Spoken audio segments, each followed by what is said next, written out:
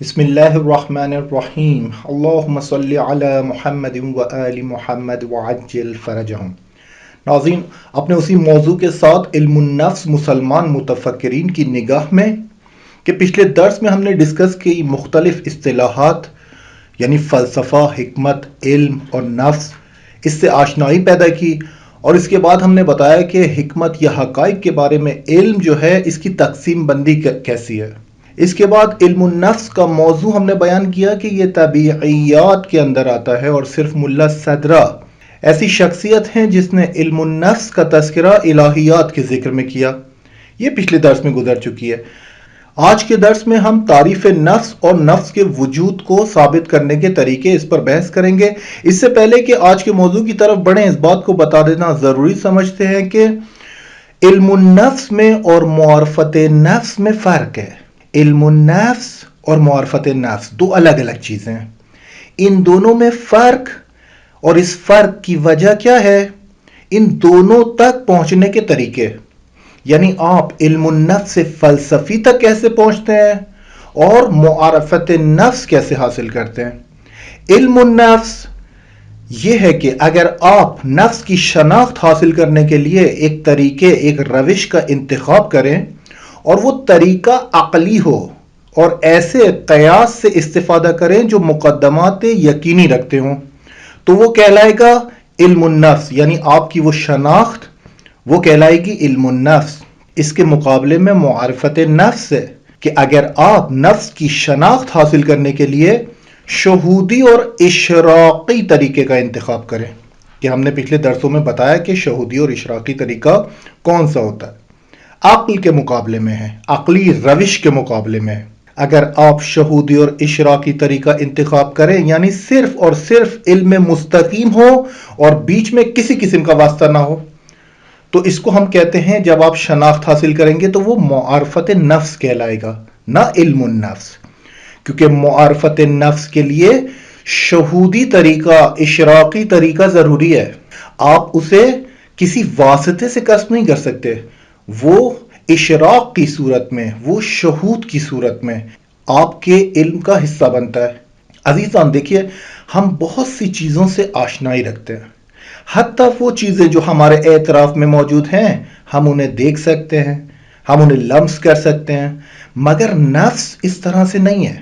نفس انسان ایسا نہیں ہے کہ آپ اسے لمس کر سکیں، اسے تجربے میں لا سکیں۔ آخر یہ نفس جو ہم کہتے ہیں کہ بے شک و تردید درخت اور پہاڑ اور آسمان سے مختلف ہے، کیا چیز ہے؟ کیا واقع نفس وجود رکھتا ہے جس کو ہم بحث کر رہے ہیں، علم النفس، جس کو سائیکالوجی نے بالکل فراموش کر دیا اور اس پر بحث نہیں کی؟ کیا واقعی یہ وجود رکھتا ہے؟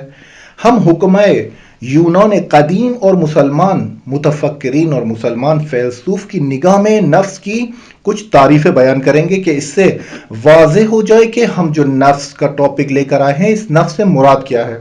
افلاطون کہتا ہے کہ نفس وہ چیز ہے جس سے انسانی حیات وابستہ ہے۔ یہاں وابستگی سے افلاطون کی مراد کیا ہے؟ یعنی نفس اصل ہے جو حیات انسانی کو وجود میں لانے کے لیے ضروری ہے، اور اس کے بغیر حیات ممکن نہیں ہے۔ اور افلاطون نے نفس کو علت کے طور پر تفسیر کیا ہے، یعنی نفس وہ علت ہے جس کی وجہ سے حیات انسانی وجود میں آتی ہے۔ تو یہ افلاطون نے نفس کے بارے میں کہا۔ ارسطو کیا کہتا ہے؟ ارسطو کہتا ہے کہ نفس کمال اول ہے جسم طبیعی کے لیے، نفس کمال اول ہے، اور ایسا جسم کے جس کے پارٹس اور ٹولز ہوں، یعنی اندام و ابزار، وہ جسم طبیعی کے لیے کمال اول ہے نفس، اور ایسا جسم جس کے پارٹس اور ٹولز ہوں جس کے ذریعے انسانی حیات کے کاموں کو انجام دیا جائے۔ یہاں پر فلسفی کی زبان میں جو اصطلاح یوز ہوتی ہے کمال اول، یعنی وہ خصوصیات جو ذات اور اس کی حقیقت کو تشکیل دیتی ہیں اور انسانی حیات کے لیے ضروری ہیں، اس کو کہتے ہیں کمال اول۔ ارسطو کی نگاہ میں نفس وہ اصل ہے جس سے ہویت موجود وابستہ ہے۔ ہم اس کو ایک اور مثال سے کلیئر کرتے ہیں کہ ارسطو کی نظر میں نفس کمال اول کیسے ہے۔ یہاں پر کمال اول، یہ جو اول کا ذکر ہے یہ بتا رہا ہے کہ دوم بھی وجود رکھتا ہے. تو ہم ایک مثال لیتے ہیں درخت کی جو جہان خارج میں موجود ہے، اور اس درخت میں ایک خاص قدرت کی ضرورت ہے اس درخت کو، جس کے ذریعے یہ درخت رشد کرے، جس کے ذریعے یہ درخت نبوف کرے یا تغذیہ انجام دے یا تولید کرے. اس درخت کو ایک خاص قوے، ایک خاص قدرت، ایک خاص قوت کی ضرورت ہے، اور اس قدرت کا نام ہے نفس. یعنی اس درخت کو جو قدرت چاہیے رشد و نمو و تغذیے کے لیے، اس کا نام ہے نفس. نفس کے بغیر یہ رشد نہیں کر سکتا، نفس کے بغیر یہ نمو نہیں کر سکتا. اگر نفس نہ ہو تو اس کے تغذیے یا اس کو جو پانی کی نیڈ ہے، ضرورت ہے، وہ پیدا نہیں ہو سکتی. تو اس قدرت کا نام ہو گیا نفس. کمال اول کیا ہے؟ کمال اول یہی ہے جو اس کو رشد و نموف کی طرف مائل کرتا ہے. اور کمال دوم نفس کا کیا ہے کہ اس درخت کو پھلوں کا حصول، یعنی یہ درخت اب تولید کرے، اب اپنے پاس سے کچھ دے، اس کو کہتے ہیں کمال دوم. تو کمال اول، ارسطو کہتا ہے کہ نفس کمال اول ہے جسم طبیعی کے لیے. تو یہاں پر ارسطو نے اس کو کمال اول کہا. اس کے بعد ابن سینا نفس کے بارے میں کیا کہتے ہیں؟ ابن سینا کہتے ہیں کہ نفس ایک قوت ہے جو انسان یا موجودات زندہ کے جسم کے اندر ہے، اور یہی قوت ہے کہ جس کی وجہ سے ہر ارادے والا کام انجام پاتا ہے. ابن سینا، گہری بات ہے یہاں پر. ابن سینا اب حکمائے اسلامی اور متفکرین مسلمان کی طرف آ گئے، اور ارسطو اور افلاطون یہ دونوں حکمائے یونان باستان یا یونان قدیم. ابن سینا کہہ رہے نفس ایک قوت ہے. کیسی قوت؟ جو انسان یا ہر موجودات زندہ کے جسم کے اندر ہے، اور یہی قوت کی وجہ سے ہے کہ وہ موجودات زندہ یا وہ انسان کوئی ارادہ کرتا ہے تو اس کام کو انجام دیتا ہے. یعنی یہی ارادہ رکھ کر کام کو انجام دینا، اس کے پیچھے جو قوت ہے ابن سینا کہہ رہے ہیں وہی نفس ہے. ایک شیر کی مثال یہاں پر لیتے ہیں جو جنگل میں ہر روز مختلف کاموں کو انجام دیتا ہے. کبھی ہرن کا شکار کرتا ہے، کبھی خرگوش کا شکار کرتا ہے، کبھی نہر کے کنارے پانی پیتا ہے. تو یہاں پر روشن ہے کہ شیر یہ سارے کام اپنے ارادے سے انجام دے رہا ہے. بس یہاں پر ہم کہیں گے کہ اس حیوان کے جسم کے اندر نفس موجود ہے. یہاں پر ابن سینا نفس کو ایسے بیان کر رہے ہیں. ملا صدرہ جو کہ فیلسوف ہیں، جو کہ عالم ہیں، جو کہ اسلامی متفکرین میں پائے درجے یک میں آتے ہیں، وہ کیا فرماتے ہیں؟ ملا صدرہ فرماتے ہیں کہ نفس آغاز اور عامل ہے جس سے حیات کے آثار وجود میں آتے ہیں. یہی ہم نے بتایا کہ رشد و نموف یہ آثار ہے حیات کے، یہ وجود میں آتے ہیں. کیسے وجود میں آتے ہیں؟ اس طرح کہ اگر نفس نہ ہوتی جو انسان جسم سے آثار ہی رونما نہیں ہوتے. یعنی اگر یہ نفس نہ ہوتی تو انسانی جسم سے کوئی آثار رونما نہیں ہوتے. ملا صدرہ یہاں فرماتے ہیں کہ مختلف فیلسوفان گزشتے یا یونان قدیم کے ہوں یا حکمائے اسلامی مجھ سے پہلے، انہوں نے نفس کے بارے میں جو تعریف بیان کی ہے وہ سطحی ہے اور ظاہری ہے، حقیقی تعریف نہیں ہے، سطحی اور ظاہری تعریف بیان کی ہے. ان تعریفوں سے حقیقت اور گوہر نفس تک رسائی نہیں حاصل کی جا سکتی. اور ملا صدرہ کیا فرماتے ہیں نفس کے بارے میں؟ کہتے ہیں کہ حقیقت نفس ملا صدرہ کی نگاہ میں یہ ہے کہ پیدائش کی ابتدا میں موجود جسمانی ہے، مگر رفتہ رفتہ رشد اور تحول کے ذریعے ایک روحانی شے میں تبدیل ہو جاتی ہے. یہ ہے اس گوہر کی شناسائی جو ملا صدرہ نے حکمت متعالیہ کے ذیل میں دیا. یعنی مبانی فلسفی میں اس نظریے کو حکمت متعالیہ کہتے ہیں کہ ہم نے پہلے ڈسکس کیا کہ حکمت متعالیہ کیا ہے. ایک بار اس لائن کو دوبارہ کوٹ کر دیں کہ ملا صدرہ کی نظر میں پیدائش کی ابتدا میں وجود یا موجود جسمانی ہے نفس، مگر زمانے کے گزرنے کے بعد رفتہ رفتہ رشد اور تحول کی منزلوں سے گزر کر یہی جسمانی ایک روحانی شے میں تبدیل ہو جاتی ہے. اس کو ملا صدرہ کہہ رہے ہیں کہ یہ نفس کی حقیقت ہے. علامہ طباطبائی جو آج کے معاصر زمانے کے عالم گزرے ہیں، فیلسوف ہیں، عالم دین ہیں، عارف باللہ ہیں، مفسر قرآن ہیں، اور ان کی تفسیر قرآن کی کتاب المیزان جو پوری دنیا میں مشہور ہے، مختلف زبانوں میں اس کا ترجمہ ہو چکا ہے. علامہ طباطبائی نفس کے بارے میں فرماتے ہیں کہ نفس ایک جوہر ہے غیر مادی، مگر کاموں کو انجام دینے کے لیے مادے کی نیاز مند ہے، اور بدن سے تعلق قائم کرنے کے بعد آثار رشد و نمو اس سے ظاہر ہوتے ہیں. یہ علامہ طباطبائی کی نگاہ میں نفس ہے۔ تو یہاں پر ہم نے دیکھا کہ تعریف جو ہم نے بیان کی ہیں افلاطون اور ارسطو اور ملا صدرہ اور ابن سینا اور علامہ طباطبائی کے نزدیک نفس کی تعریفیں یہ ہیں۔ اب ہم آتے ہیں وجود نفس کی طرف۔ کیا واقعاً وجود رکھتا ہے نفس؟ کیا واقعاً ایسا ہے؟ کیونکہ رائج سائیکالوجی نے تو اس پر بحث کرنے سے پرہیز کیے اور اسے بالکل باہر نکال دیا، اور یہ کہہ کے باہر نکال دیا ہے کہ جو چیز تجربے میں نہیں آتی وہ حقیقت نہیں رکھتی۔ اصل میں اس جملے کے پیچھے جو سائیکالوجی نے، غربی سائیکالوجسٹ نے یہ جو جملہ کہا ہے کہ ہم اس کو تجربہ نہیں کر سکتے، ہم اس کی حقانیت پر ایمان نہیں لا سکتے کیونکہ وجود نہیں رکھتی، ہم کیسے اس کو تجربہ کریں، یہ ایک ایسی بات ہے جس کے پیچھے ضد دین اور ضد مذہب مقاصد پوشیدہ تھے۔ اس وقت زمانہ اور ان کی جو اجتماعی ضرورتیں، ان کی سیاسی ضرورتیں اور ان کے اوپر جو کہانی اور اسکرپٹ لکھنے والے تھے، انہوں نے یہ اجازت نہیں دی ہوئی تھی غربی سائیکالوجسٹ کو کہ آپ دین کے لحاظ سے نفس کو بھی تفسیر کریں۔ یہ نفس کہاں سے آئی ہے، یہ انسان کیسے کام انجام دیتا ہے۔ پھر انہوں نے اپنی ایک نفس کو باہر نکال کے اپنی دلائل اور تحلیل کی علم کو، اور ایک نتیجہ دیا جو کہ بہت ہی ناقص ہے۔ نفس کو ثابت کرنے کے لیے عزیزان ہمارے پاس دو تقسیم بنتی ہیں کہ ہم کیسے نفس کے وجود کو ثابت کریں۔ ایک ہے بدیہی۔ بدیہی کہتے ہیں، بدیہی فقہ میں، بدیہی دینی احکام میں یہ ورڈ یوز ہوتا ہے۔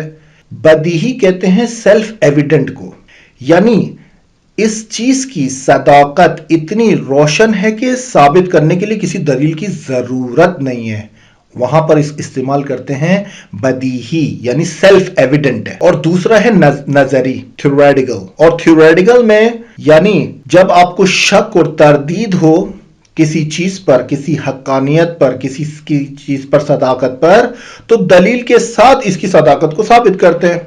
تو ایک ہے بدیہی اور دوسرا ہے نظری، یعنی سیلف ایویڈنٹ اور تھیوریٹیکل۔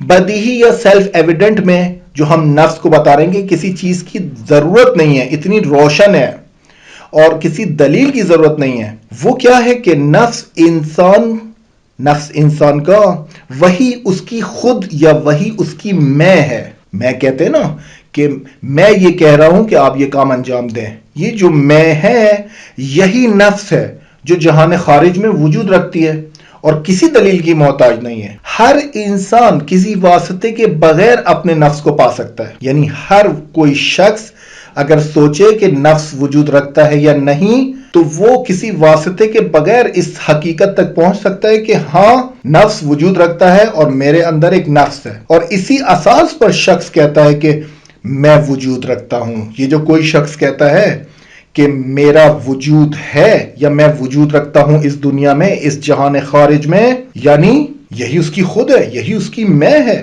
آیت اللہ مصباح یزدی رحمت اللہ علیہ اس بارے میں فرماتے ہیں کہ یہی میں یا یہی خود جسم اور مادی نہیں ہے بلکہ انسان کی حقیقت ہے جسے نفس کہتے ہیں۔ آیت اللہ مصباح یزدی ایک فیلسوف، ایک فلسفے کے عالم اور جنہوں نے روان شناسی یا سائیکالوجی پہ بھی بہت زیادہ کام کیا ہے، وہ فرما رہے ہیں کہ یہی جو انسان کا میں کہنا ہے یہی اس کی نفس ہے، کیونکہ یہ میں غیر مادی ہے، یہ اس کی ہوویت ہے، یہ اس کی شناخت ہے، اصل ہے اس کی۔ اس کے بعد آتی ہے نظری، یعنی تھیوریٹیکل طریقے سے ہم نفس کے وجود کو کیسے ثابت کرتے ہیں۔ اس کے نظری میں دو طرح سے نفس کے وجود کو ثابت کر سکتے ہیں۔ ایک ہے نفس کے آثار کا مشاہدہ کرنا، یعنی نفس موجود ہے، اب اس سے آثار ظاہر ہوں گے، آپ اس آثار کے ذریعے، مشاہدے کے ذریعے آپ کسی حقیقت تک پہنچیں گے، آپ کہیں گے یہ نفس ہے۔ اور دوسرا ہے احساس سے معلق در فضا، یعنی ایک احساس کرنا کہ میرا نفس موجود ہے اور وہ فضا میں معلق ہے۔ اس کو ہم ڈیٹیل کے ساتھ بیان کریں گے کہ نفس کے آثار کا مشاہدہ جو ہم کہہ رہے ہیں یعنی کیا۔ جب ہم بہت سے موجودات کو اپنے ارد گرد دیکھتے ہیں تو ان میں سے کچھ نفس رکھتے ہیں اور کچھ نفس سے فاقد ہیں۔ ہم اپنی زندگی میں، اپنے معاشروں میں، روزمرہ کی زندگی میں بہت ساری چیزیں دیکھتے ہیں اور لاشعوری طور پر گزر جاتے ہیں، جبکہ اگر ہم نوٹس کریں تو بہت ساری چیزوں کے اندر، بہت ساری موجودات کے اندر نفس وجود رکھتا ہے اور بہت ساری موجودات کے اندر نفس وجود نہیں رکھتا۔ جن موجودات کے اندر نفس وجود رکھتا ہے وہ ان کی پہچان کیا ہے، ان کے آثار کیا ہیں کہ ہم سمجھیں کہ نفس انسان کے اندر یا کسی موجودات زندے کے اندر ہے یا نہیں۔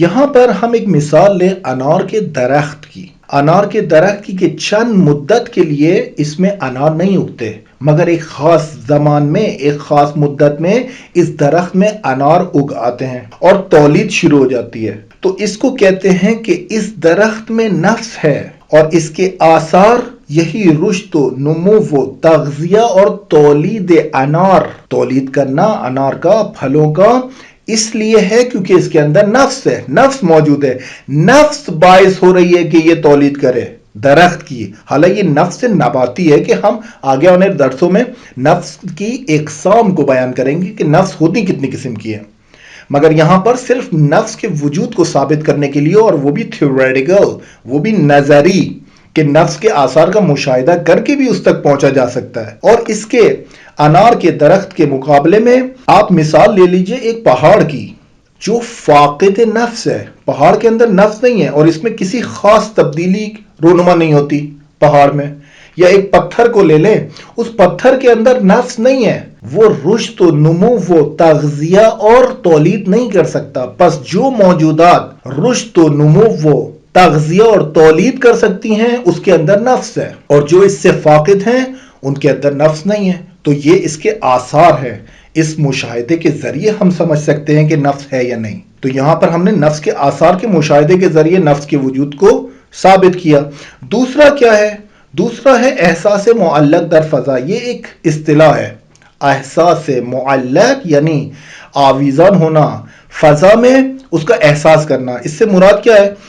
آپ ایک حالت کو نظر میں لائیں کہ جب آپ کے حواس ادراکی صحیح اور سالم ہیں، اور خود کو ایسی موقعیت میں فرض کریں کہ ایک جگہ نور کا فقدان ہے، روشنائی کم ہے اور کاملاً اندھیرا ہے، محیط اطراف میں آپ کا کوئی بھی حواس ظاہری تحریک نہیں ہو رہا۔ ایک اپنے آپ کو فرض کرے، کوئی اگر تھیوریٹیکل طریقے سے نفس تک پہنچنا چاہتا ہے، نفس کو ثابت کرنا چاہتا ہے، اس کا یہ نظری میں دوسرا طریقہ ہے۔ ایک تو ہم نے بتایا کہ اس کے آثار سے سمجھ جائے کہ رشد و نمو و تغذیہ اور تولید ہو رہی ہے تو نفس ہے۔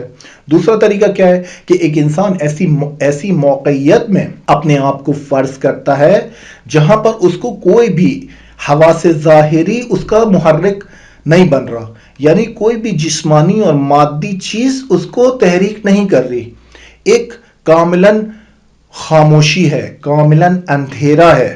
اس حالت میں آپ کو اپنے وجود پر یقین ہے کہ میں ہوں، آئی ایگزسٹ۔ یہ جو آپ کا یقین ہے کہ میں وجود رکھتا ہوں، یعنی اس کو آپ اصطلاح میں کہتے ہیں کہ ایسا ہے کہ کوئی مادی اور جسمانی محرک مجھ پر اثر نہیں کر رہا، اور بغیر کسی جسمانی اور مادی محرک کے مجھے اس بات پر یقین ہے کہ میں موجود ہوں، میں وجود رکھتا ہوں۔ تو یہ جو وجود رکھنا کہنا ہے یہ مادی نہیں ہے، یہی آپ کا خود ہے، یہی آپ کی میں ہے اور یہی نفس ہے۔ اس سے بڑھ کے اور یہ دو طریقے جو نظری میں ہیں وہ اس کے بعد ہیں کہ بدیہی میں ہم نے بتایا کہ کسی دلیل کی ضرورت نہیں ہے۔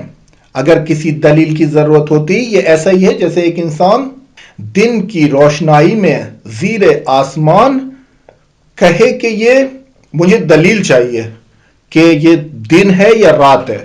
اس کو آپ کہیں گے کہ دن ہے، بدیہی ہے، سیلف ایویڈنٹ ہے، اپنے آپ کو روشن و آشکار کیے ہوئے، اس کے لیے کسی دلیل کی ضرورت نہیں ہے۔ بہت زیادہ اندھا ہوگا وہ شخص، بہت زیادہ دلائل کی دنیا میں ہم اگر اپنے معاشروں میں دیکھیں، بعض اوقات لج بازی کی بنیاد پر، بعض اوقات جہالت کی بنیادوں پر انسان ایک کسی بارے میں بحث کرتے ہیں، اور وہ بحث کیا ہوتی ہے کہ ایک انسان اس کو بدیہی چیز سمجھا رہا ہوتا ہے اور دوسرا انسان اس کو ایکسیپٹ نہیں کر رہا ہوتا۔ یعنی ایک انسان اس کو سمجھا رہا ہے کہ یہ چیز موجود ہے، اس کو کسی چیز کی دلیل نہیں ہے، مگر وہ سامنے والا بول رہا ہے کہ مجھے دلیل سے ثابت کرو۔ تو بدیہی چیزوں میں دلیل دینا یہ دلیل دینے والے کی کم عقلی ہے، کیونکہ دلیل مانگنے والا جاہل ہے۔ بدیہیات میں، بدیہی چیزوں میں، سیلف ایویڈنٹ چیزوں میں، ایسا ہی جیسے دن میں آسمان کے نیچے سورج نکلا ہوا ہے اور ایک انسان آپ سے بحث کرے کہ مجھے دلیل دو کہ یہ دن ہے، تو آپ اس کو بولیں گے دلیل کی ضرورت نہیں ہے بھائی. نفس اسی طرح سے ہے، نفس کا معاملہ اسی طرح سے کہ اتنا روشن ہے کہ جب انسان اپنی طرف متوجہ ہو تو وہ اس نفس کو پا سکتا ہے. یہی جو سائیکالوجسٹ ہے کہ ہم نے تذکرہ کیا جان بی واٹسن، یہ جب کہتا ہے کہ بیہیویئرزم کے اسکول میں یہ کہتا ہے کہ مجھے آپ کچھ بچے دیں اور میں ان کو ایسا بناؤں گا اور تحویل دوں گا. یہ جو جان بی واٹسن کا کہنا ہے میں، یہی تو نفس ہے، یہی تو اس کی ہویت ہے، مگر احساس نہیں ہے کیونکہ عقلی طریقوں سے نہیں آتا. انسان جب کہتا ہے کہ میرا خود ہے اور میں ہوں اور مجھے اس کی شناخت ہے، وہی اس کا نفس ہے. تو یہاں پر ہم نے بتایا کہ نفس کے بدیہی اور نظری طریقوں سے اس بات اور اس کی مختلف تعریفوں کو بیان کیا. اگلے درس میں ہم نفس کی اقسام کو بیان کریں گے اور نفس سے انسانی کی خصوصیات پر ڈسکس کریں گے. آج کے لیے اتنا ہی. وصلی اللہ علی محمد و آل محمد.